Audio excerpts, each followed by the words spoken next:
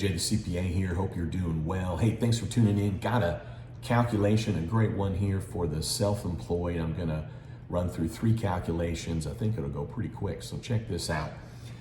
If we're looking at the PPP Flexibility Act and we've got the 60%, okay, so forget about the language of the cliff and all that good stuff. We're just gonna go, you know what, we're going with the 60%. So we're gonna do the same calculation that is on the PPP forgiveness application for self-employed. And instead of using the old 75%, we're gonna just use the new 60%. We're still gonna just assume 8 weeks. And I'm gonna show you what great news that is. It doesn't even matter about the 24 weeks for the self-employed. Ready?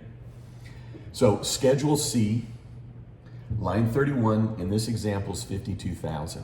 Now, what's interesting here for the self-employed is that makes it automatic in terms of these next 2 calculations of how they roll. So that PPP loan is going to be that divided by 12 months by a factor of 2.5. So you take 52,000 divided by 12 times 2.5. That's 10,833. That's the PPP loan amount, right? Could have been a while ago at this point, right? But that was how the PPP loan was calculated. So we have to start with the same number for self-employed, 52,000. And for the payroll cost, just for the payroll cost part, so not including utilities and interest and rent and all that good stuff, just going with that payroll cost, we knew it was an automatic calculation. So we're gonna do that same automatic calculation, but now just with the 60%. So 52,000 divided by 52 weeks, still just going with 8 weeks. It may be 24. Don't get hung up on the 8 weeks because you're gonna see it is irrelevant, okay? Let's just say that they stick you still with 8 weeks, even with the Flexibility Act. They stick you as a self-employed. So we're gonna do 8,000, 52,000, okay? Divided by 52 times 8 weeks equals 8,000. With the new 60% requirement for payroll, that leads to an automatic calculation of $13,333 of forgiveness.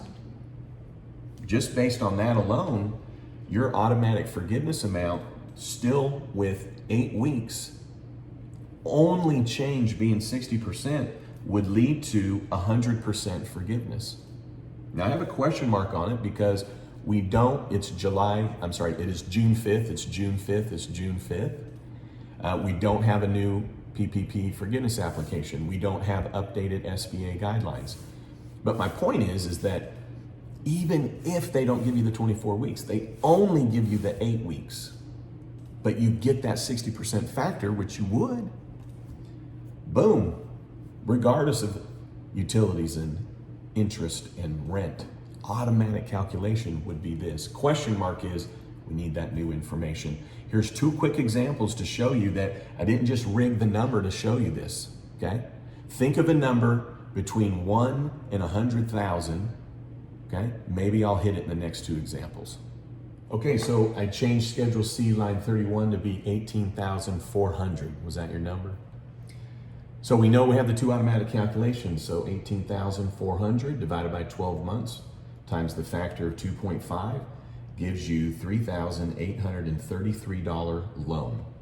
We have to use the same number for self-employed for the forgiveness. We take that divided by 52 times 8 weeks. We're just still going with the 8 weeks. We're not even doing 24, just going with the 8 weeks. That's $2,831, okay, divided by the 8. You divide that by the 0.6, okay, and you have $4,718 as max forgiveness. Well, that amount is more than the loan. 100% forgiveness. The only reason I'm going is we haven't seen the new SBA forgiveness application post the Flexibility Act. We haven't seen updated guidelines, so we have to wait for that. All I'm doing is if I just take the same information, the same calculation, boom, there you go. 100% forgiveness. All right, hey, think of a number between 1 and 40,000. I nailed it, didn't I? 37,750 leads to a loan of 7,865. and max forgiveness 9,679. When you have max forgiveness and then you have a loan that's lower than that, you're achieving it. So again, we need the SBA guidelines, we need the new application, but I'm telling you, June 5th, still going with the 8 weeks, all we're doing is replacing the 60%. This would be the calculation.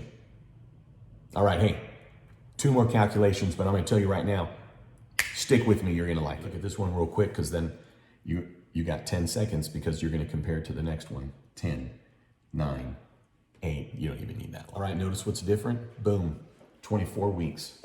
So let's just say that they go, you know what? You guys don't get the 60%. Boo, okay? But let's say they go a different route.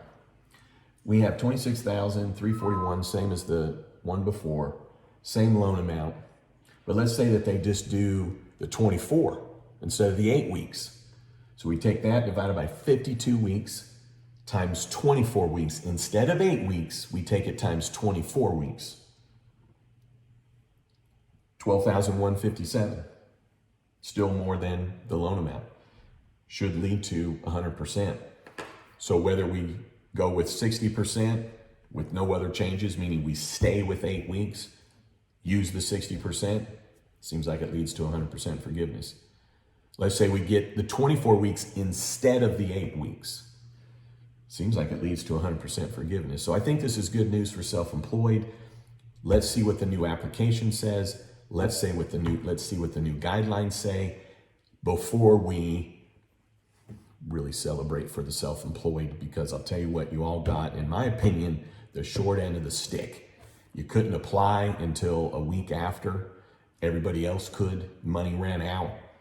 Banks, bless their hearts, it was hard for them to know, well, how do we work with self-employed and calculation? And there were different companies that were trying to help, but it created some confusion. All to say, the self-employed may come out on the top with this, which I think would be wonderful. So stay tuned. Now, I know that you love this video. So if you're not a subscriber, you gotta subscribe. I mean, this is good stuff, right?